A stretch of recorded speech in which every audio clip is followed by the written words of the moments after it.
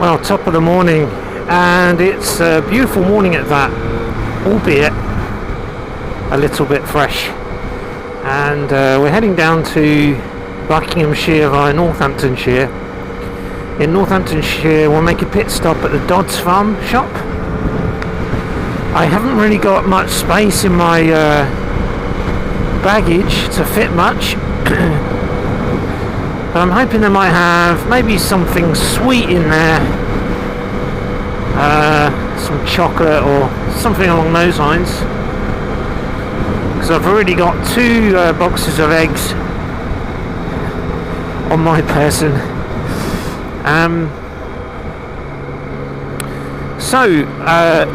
Today I want to focus on a topic that I was talking about a little on a previous ride, but because my audio malfunctioned, it's just painful to listen to, so I'm gonna revisit the topic. And it's really in the news at the moment, with the sad news that Princess Kate has revealed she's got cancer. The surgery was successful. However, tests after the operation found cancer had been present. My medical team therefore advised that I should undergo a course of preventative chemotherapy, and I'm now in the early stages of that treatment. So my thoughts go out to her children, her family, and I hope she makes a speedy recovery.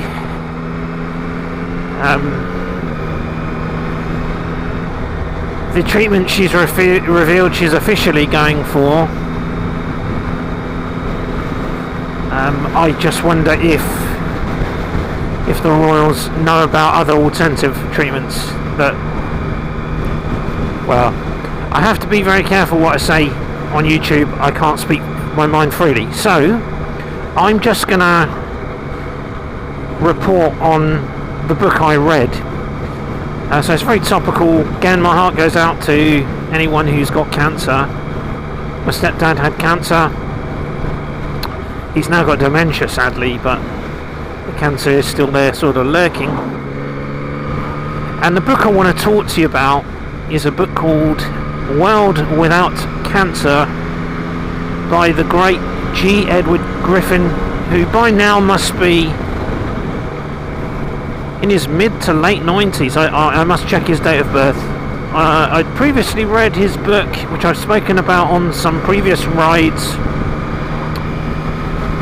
the Jekyll Island book about the corruption in finance. This book deals with corruption in the medical field, and the long and short of it is the book reports on the Laetrile discoveries.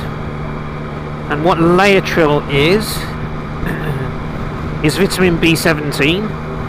He does also talk about vitamin B15 and general diet. So foods that we used to eat in the past, when, as it happens, cancer rates were much lower, these foods were very high in naturally occurring Laetrile or vitamin B17.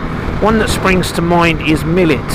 And I used to eat a lot of millet when I was single, and I've since fallen into bad habits with married life. But just recently I'm getting back into my millet. So that apparently is a natural source of vitamin B17. The other thing is the apple seeds. So when you eat an apple, eat the seeds.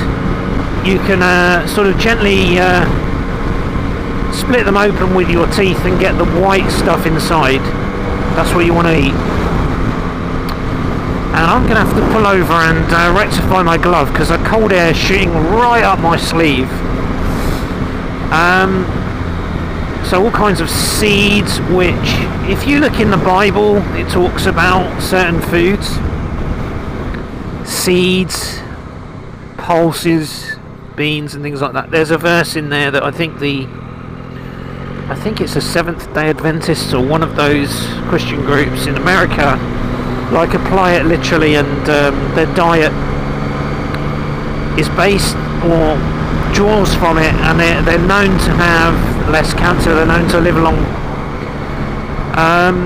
But the major kind of food that he talks about is apricot kernel. So you eat your apricot, and then you're not done with your apricot. You crack open the pip and you eat the little seeds that are inside. The apricot kernels, they taste bitter and they have cyanide in them, right? But natural doses of cyanide. You think cyanide, you think poison, but actually the book presents it as a natural chemotherapy that selectively can target cancer cells. Now again, because I'm on YouTube and I can't speak my mind freely, because YouTube is in the same big club as the farmer people, and well, let's just put it less controversially, they don't like you to promote anything that is over and beyond what the orthodox establishment teaches, which is basically that you need a drug for everything, yeah? And the reason why, so this book looks at that. Why have they suppressed Laetrile, cancer busting foods, or Laetrile as a medical treatment, which doctors were having, according to this book, great success with? And the reason is because you cannot patent Laetrile. Although as you get to the end of the book, towards the end of the book, you can see that basically the Laetrile battle may eventually, after like, I don't know, 7 decades of medical tyranny, should we say, they may be coming around to it, but they're inevitably going to look for a way that they can patent it in a drug form. But there is some limited movement. So to get Laetrile treatment, if you're an American or even English, I think, unless you medicate yourself, you have to go over to Mexico, my friend, where the Mexican, basically it's a cartel ruled land, and any government politician that steps out of line gets their head sawn off.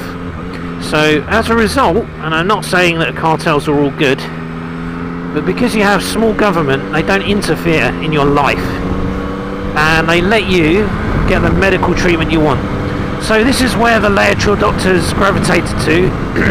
Some of them actually, obviously are Mexican, but some of them were American doctors who came under intense lawfare persecution, and then so they moved to Mexico and set up there.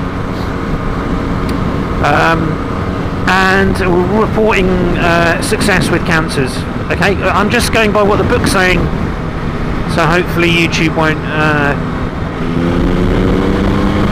slap a warning on me and ban my video. I don't want that. I just want people to be able to open up their own minds and read the book. So the book is World Without Cancer. I really think Princess Catherine should read it, if I'm honest, but who am I to give her medical advice? And it's a fascinating book, as you'd expect with G. Edward Griffin. Super well written. I listened to it on Audible, so you can too. It's dead easy listen. It's not very difficult. It's obviously medical scientific, but it's not like the most difficult book to listen to. On the contrary, it's easy to listen to, and it's fascinating as well. And you can listen to it while you're walking your dogs or driving, like I did on the way to the airport. Now, I knew about Laetrile 20 plus years ago, and a book by the same name, and I'm not really sure why Philip Day and Stephen Ransom, I think the authors, why they called it the exact same book name, World Without Cancer. But it's clear to me that their version must have drawn heavily on G. Edward Griffin's work. And because I read that like 20 years ago, I can't remember how directly and often he quotes G. Edward Griffin, but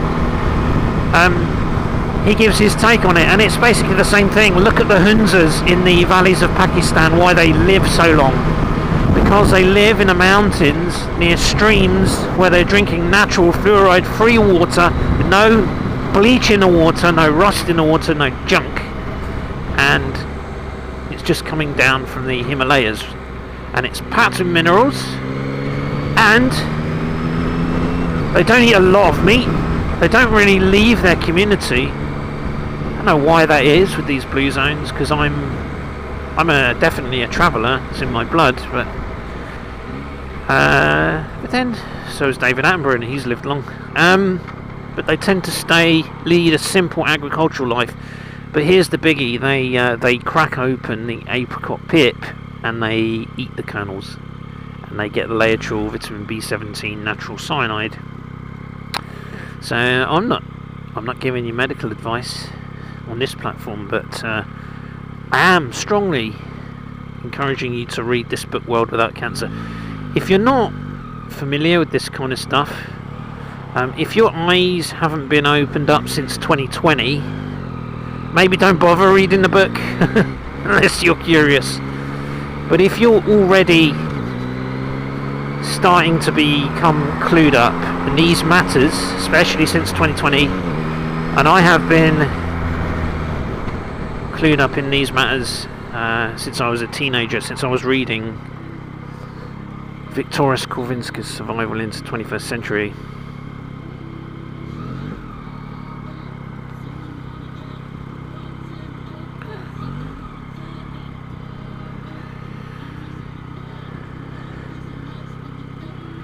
What crap music.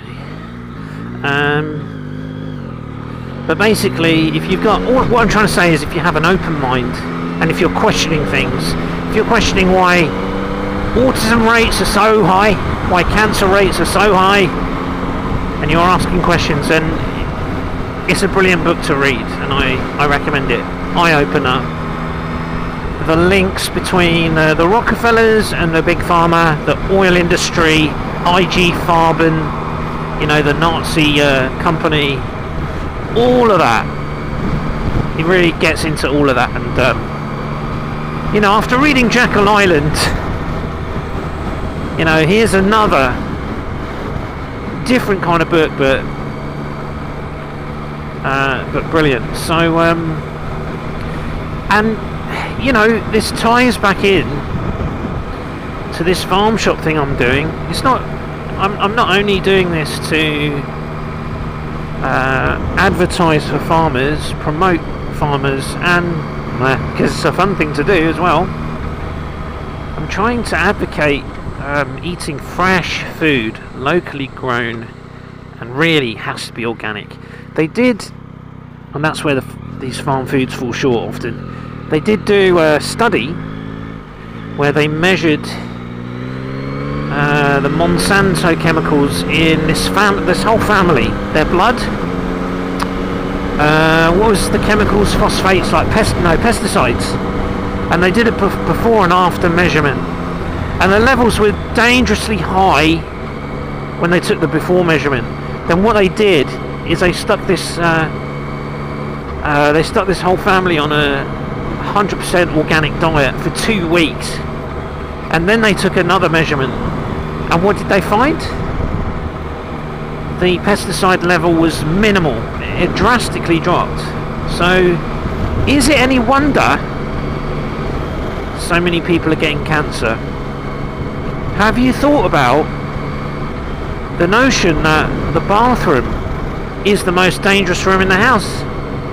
In one sense, because that is where people are slapping on their aluminium deodorants, and you block the armpit.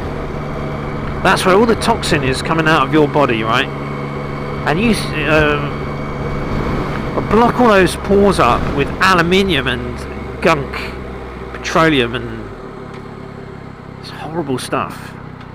That stuff in your lymphs and all that, those toxins can't get out of your body. And a link has been drawn with breast cancer. I don't know what the cancer is that Kate had.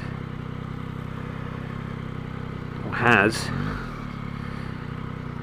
Because in the clip she said, didn't she, that she had abdominal surgery. They thought she didn't have the cancer, but then they realised she did, but they can't give her chemo until she heals up from her abdominal surgery. It's quite hairy, quite worrying for her. But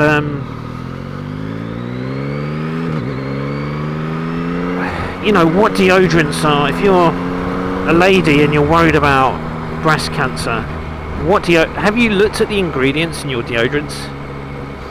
And do you know what those ingredients are? Do you know what they can do to your body? What about makeup? What about nail varnish? Stuff stinks. And the worst one, and I used to be terrible for this, you know, all the eau de toilettes, the stuff they're putting in there. I never use it now. I've got bottles of it in my cupboard because my brother works for Elizabeth Arden, and he'll occasionally give me a freebie or a gift, and I never use it. Get this 12 my back. I never use it. Yeah, bugger off. See if you get there faster, you twit. I never use the eau de toilettes anymore. I use this Turkish thing because I'm half Turkish Cypriot. It's like a lemon alcohol thing, and very, very rarely I'll slap that on as like a refreshment thing.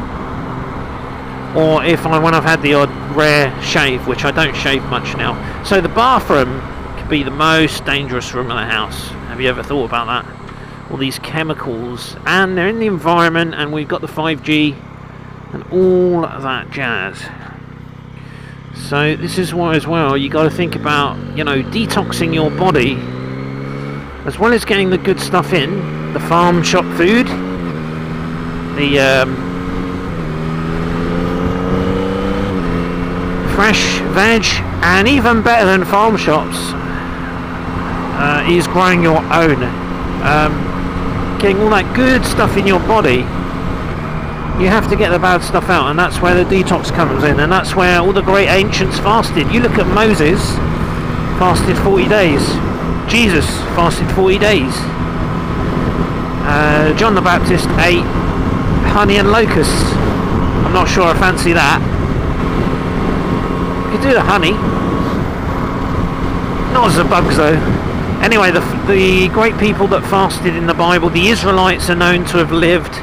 If you look at one of the Psalms written by Moses, it mentions,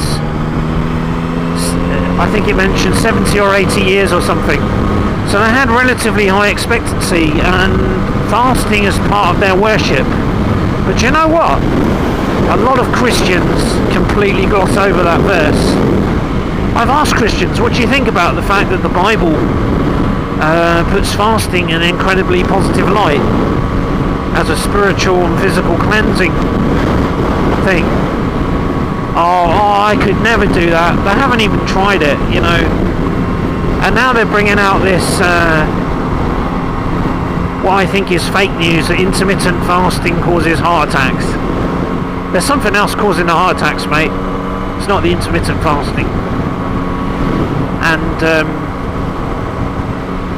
And if you look at Dr. Eric Berg, he investigates how, although in the Middle East they have the highest rates of diabetes, they have very high kidney problems and heart problems, very low cancer, the lowest in the world, and he puts that down to the Ramadan, which is a form of intermittent fasting. I used to think the Ramadan was a bit of a joke because I've done 3-day fasts, water fast myself, 3 whole days, no solid food. So I used to think the Ramadan was like a fasting for wussies. You know, they eat in the morning, they eat in the evening, they load up, they eat dates and stuff to break their fasts every day.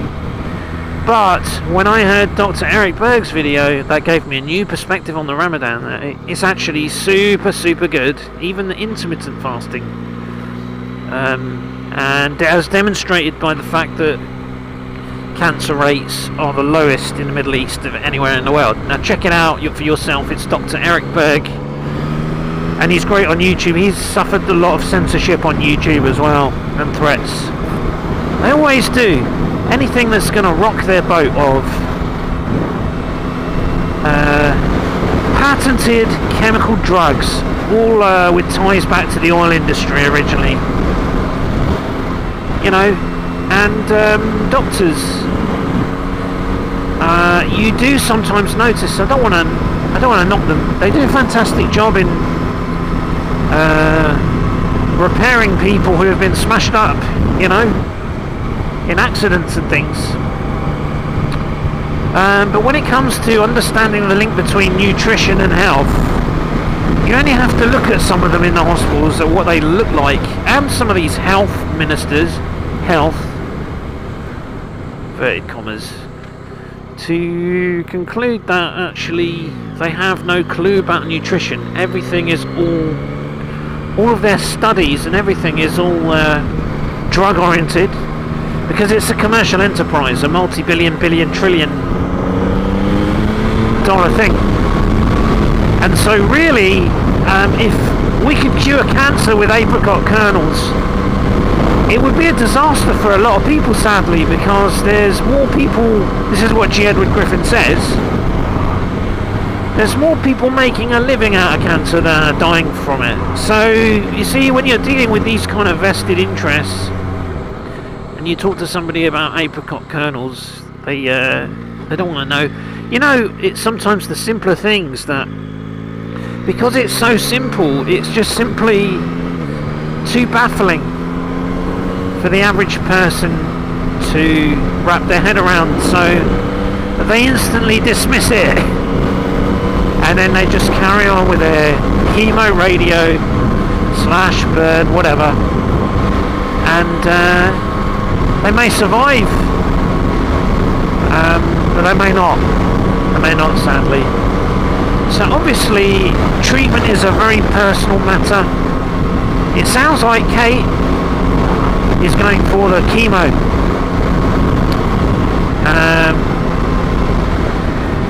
What G. Edward Griffin is saying is that you don't need to use a product that you need a full Hamzat suit with thick rubber gloves on and basically like, you know, a mask to pick it up if you spill it on the floor. And also some of the agents in chemo were originally developed for the Vietnam War, I think, for deforestation purposes against the Viet Cong. That what he's saying is you don't need that. All you need is Laetrile B15, B17, B15, and a good healthy diet, good sleep, good mental state, good emotional state. That's also very important. Happiness and laughter and good food, and go to farm shops and buy healthy food. So that was my little lecture on World Without Cancer by G. Edward Griffin, and I'll listen back to this. I think it came out okay, because it's not the easiest topic to string thoughts together on always. So now we're going to head to this farm shop in Daventry called Dodds Farm. I found them on Facebook, and they have a website, and a very slick website, very nice. I couldn't immediately figure out their opening time. Actually, I might be getting confused with another farm. The one with the website is the other farm, I think. This one was the one that were on Facebook, I think. So I'm going to have to go back and check the other one out on another journey. But it doesn't matter. I'll go to both of them one way or another. I'll do the other one on a different trip. How's that? So today it's the Dodds Farm off the High Street, and I don't know, I can't remember what type of farm shop it is, because I think I'm getting mixed up with the other one now, the Daventry one. So I think this is in a little village just like outside of Daventry, and I think the other one I was thinking of is nearer to Daventry. So I don't know what they're going to have, and I don't know what I'm going to buy. I hope it's not a butcher's, because my mum was not going to let me cook meat in her house, that's for sure. But I did have a nice steak last night from the Smithy farm shop. So see the link at the beginning of this video that links back to that video. That was a lovely ride as well, lunchtime ride, and that steak was nice. So I think I'm gonna shut up. It's very windy, so I'm not sure how the sound quality is going to come out, especially from this point. But next stop, Dodds Farm.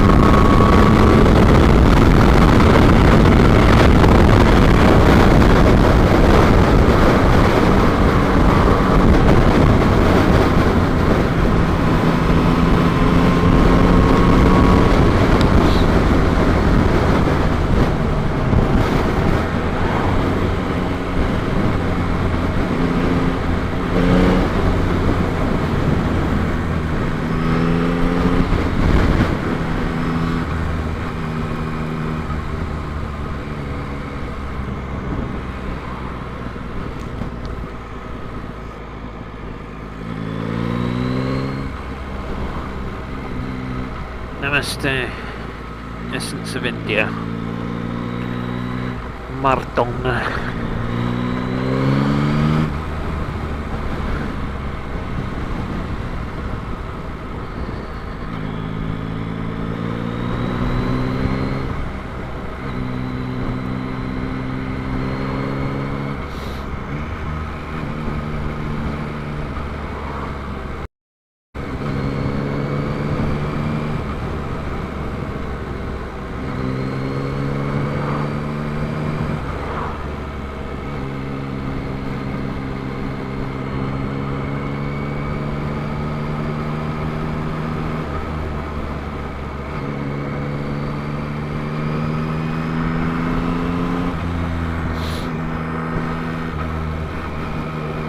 50 here, mate.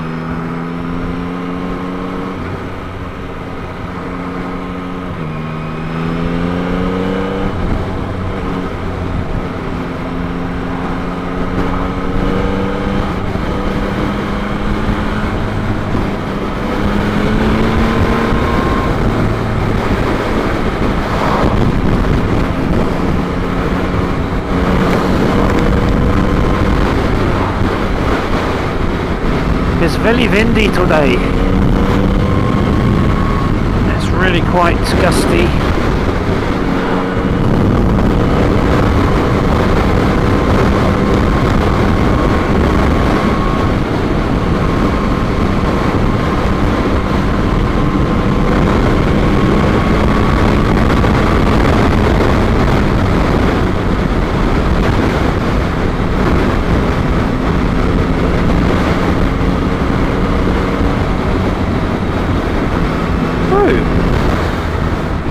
Try filling up uneven.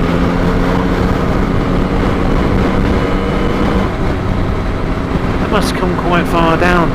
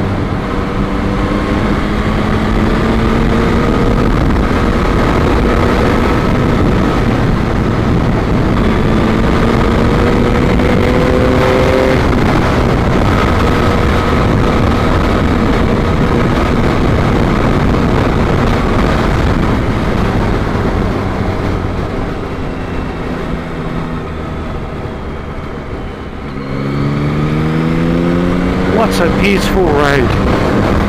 Just a shame it's a bit windy, it's taking my confidence away a little. I feel my bike getting pushed towards the ditch, but it's absolutely stunning. Yeah.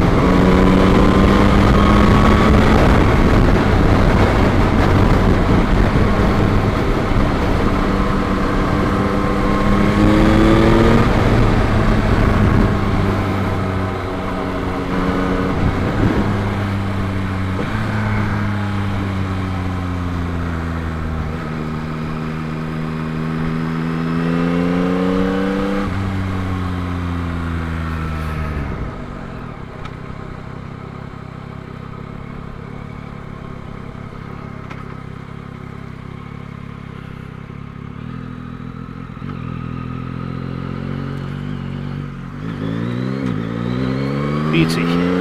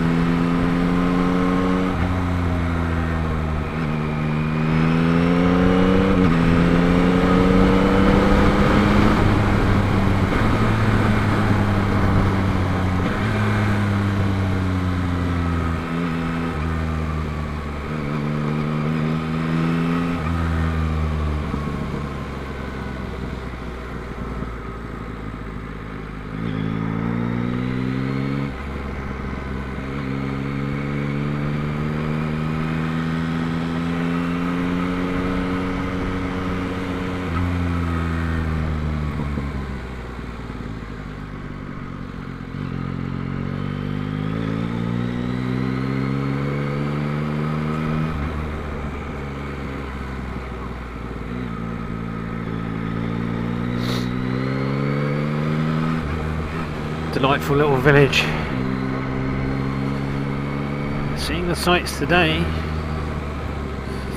Question is, am I going to be able to dodge the rain? I better not be stopping too long in this farm shop because weather's taking a little bit of a turn.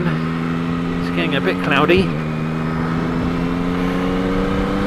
But I'm certainly spoilt here in terms of the ride and the sights. Yeah, it's lovely.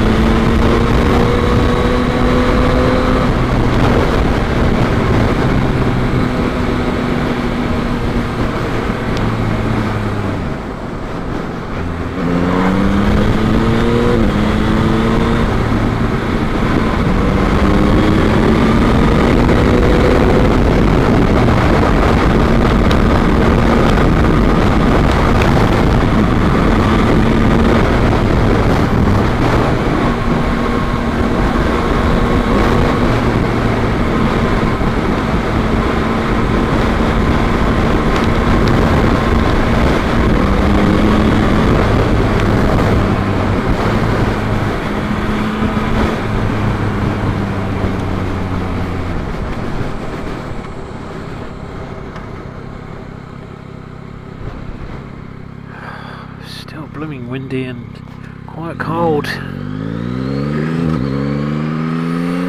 hopefully we're nearly there. It does feel like about 40-minute journey so far, so yeah, we'll see. I'm not entirely sure exactly how far from Milton Keynes we are here. Whether it's like another 45 minutes to go or an hour. Hopefully not, but we'll see. And if it will take me kind of through the sticks to MK as well, which would be nice. It's nice to see the odd thatched roof, which is rather nice.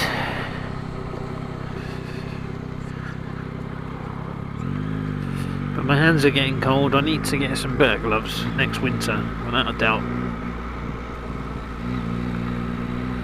Okay, so it wants me kind of to go down there.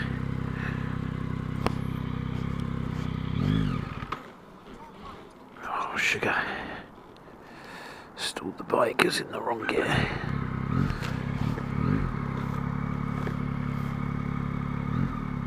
I need to go down there.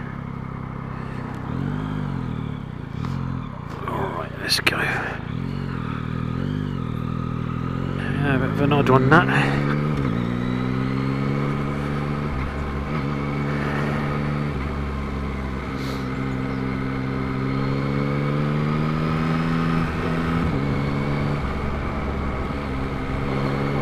Alright, so I'm going to check this farm shop out.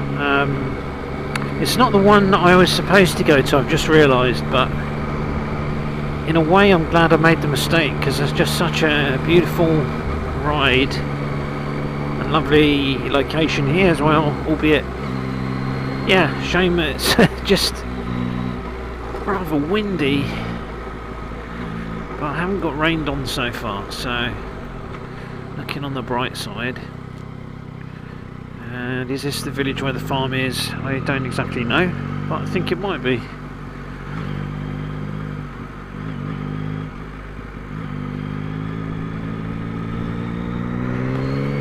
It's just a perfect biking route.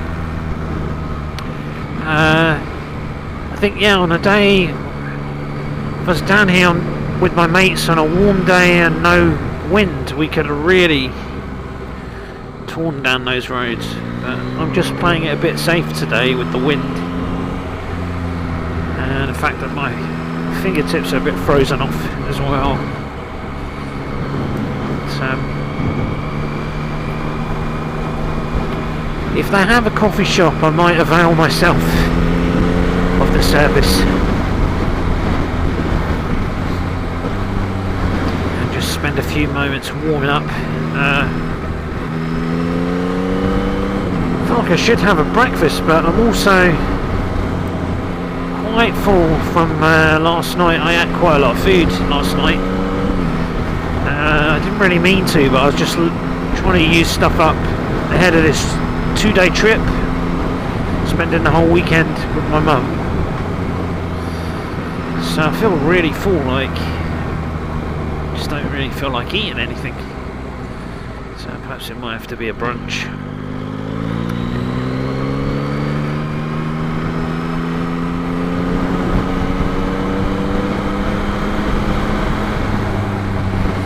Okay, I got a car on my tail. I was enjoying not having the pressure of having anyone behind me. Okay, so where are we going now?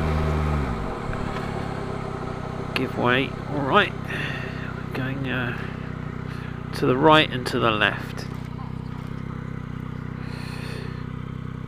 To the right and to the left. Daventry, Farndon, Aden. Okay, so we're nearing the village now. We're almost there, I guess. And I tell you what, having a quick shifter on a bike, I don't think I could go back to not having one. It's just so convenient. So you just got to remember to keep your hand on the throttle when you're going up the gears and take it off the throttle when you're coming back down. Okay. Let's go easy with these horses here. Are they going in the field? Take it nice and slow so as not to spook them. And watch out for the flaming potholes that our tax goes to pay for. Obviously. Right, nearly there, so I can see the flag on the sat-nav now. Tells me we're almost there. Is that just the place at the top of the hill there? There's another farm down there.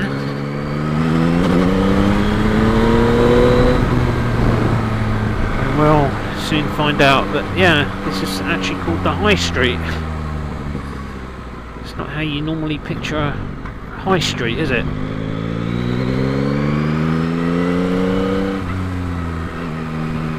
we're very, very close now.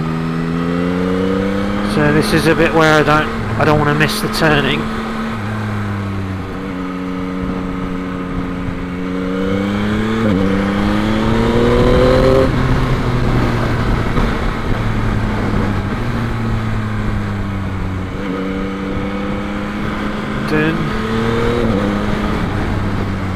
As we get closer to the flag, I'll just have to slow down.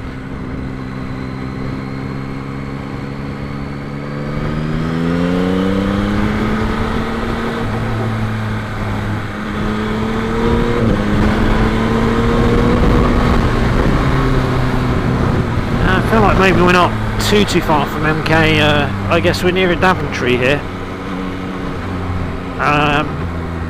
I estimate maybe 45 minutes to Milton Keynes from here. All being well. We'll see. Okay, we've got some more horses.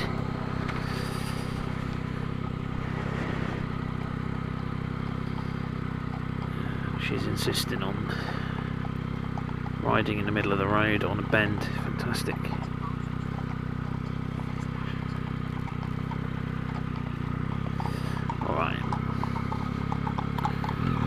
Sweet girl. So telling me to go down here, Partridge Lane.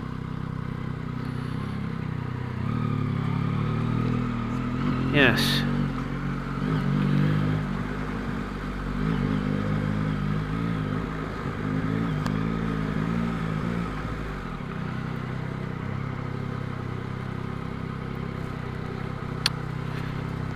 Lovely place with the stone built properties. That's quite something, eh? And according to my sat nav, it should be coming up straight ahead.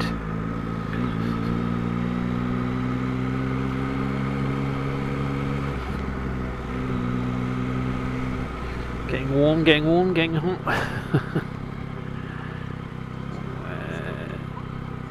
Here's the Dodds Manor. So this is obviously where they... Okay, this is it. Okay, you want to go in that spot?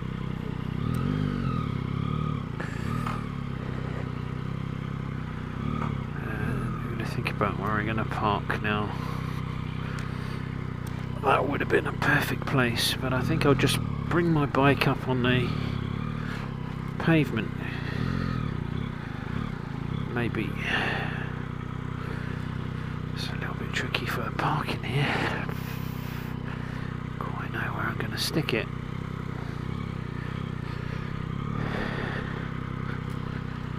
If I can stick it here for a short while.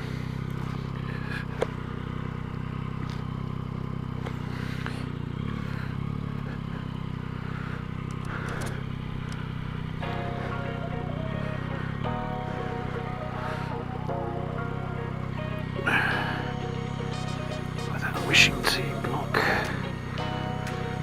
way.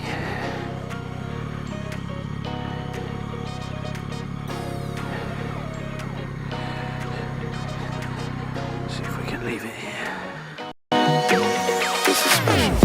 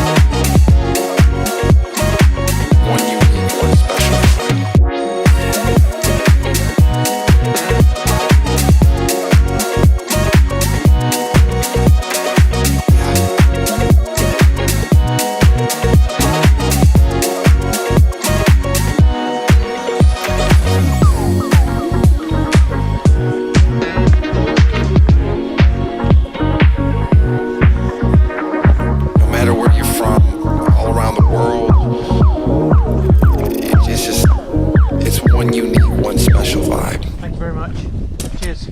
Cheers, thank you.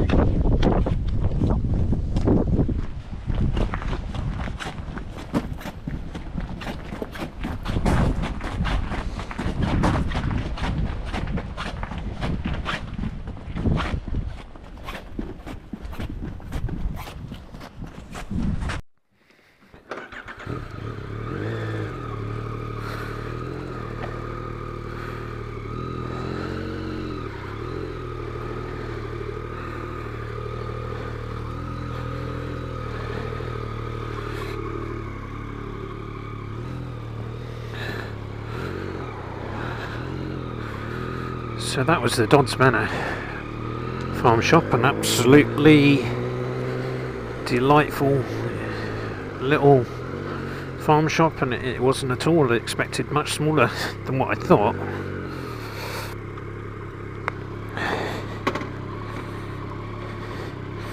It's basically a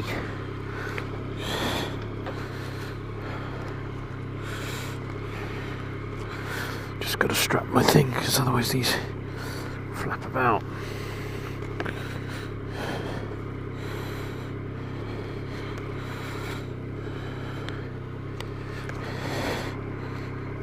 Okay, that's better.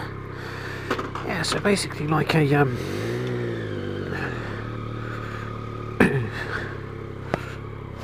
a little what do you call them? A little shop on wheels. And primarily like a coffee shop and bakery. Obviously very popular with the locals. The locals were posh, but very, very friendly and helpful. I was asking them, like, you know, how far to Milton Keynes from here, and they were telling me about the road closures and giving me some tips. Very, very friendly local little village here, and obviously that little place is obviously popular, and I must get myself strapped in to these things flapping about in the wind. Just starting to get a few drops of rain now, so I just tell you about that shop. There seems to be some kind of bar in the main building, and the shop itself is a tiny little shop on wheel. What do you call them? Caravan shop. There's a name for it. It's gone out of my head. But yeah, the chap there behind the counter was a gentleman. And the people coming down there were quite posh, but ever so friendly and talkative. So the elderly couple that I was speaking to, they live in a neighbouring village, and they'd nip down to get their coffee with their little dog and their pastries and some smoked meats and cheese and things. I haven't really bought much. I just got myself a pain au chocolat and a flat white coffee, as well as a sourdough loaf, which I'll share with my mum, along with the chicken and duck eggs I bought from Smithy Farm. So yeah, I don't know if he bakes all that stuff himself, or if he's got a partner somewhere who's doing all the baking. Apparently there's a road closure down here somewhere, so I'm going to need to watch out for that, but I may just have to stumble into it. I've been warned that the road's really horrible, where it takes you to detour, but to be fair, I'm quite used to that at the moment where I live, so I'm just going to have to give this bike a real good clean. Maybe I should put my GoPro back on, because it's so beautiful here. I'm just trying to keep it off, just to keep the sight, not to end up making this video too big. I think I'll leave it off, but this video will probably end soon anyway. But even with my SD camera you get an idea of how picturesque it is around here.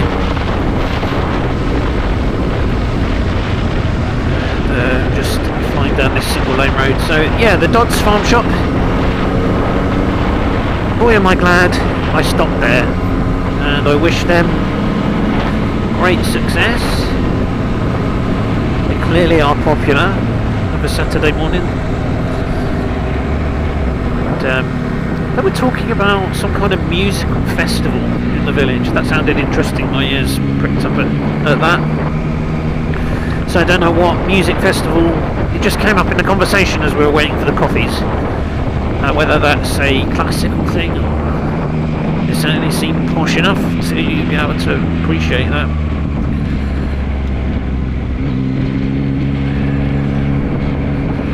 Or what? And I just can't ride too fast because I'm just getting distracted by the sights.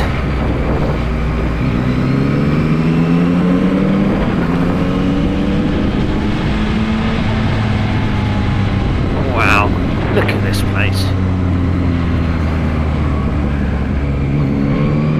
That's where the Lord of the Manor lives.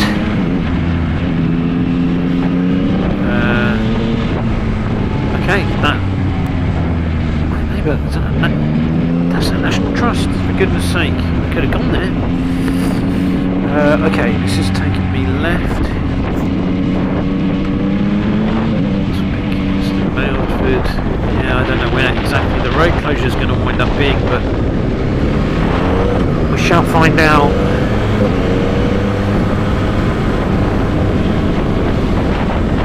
Beautiful church here.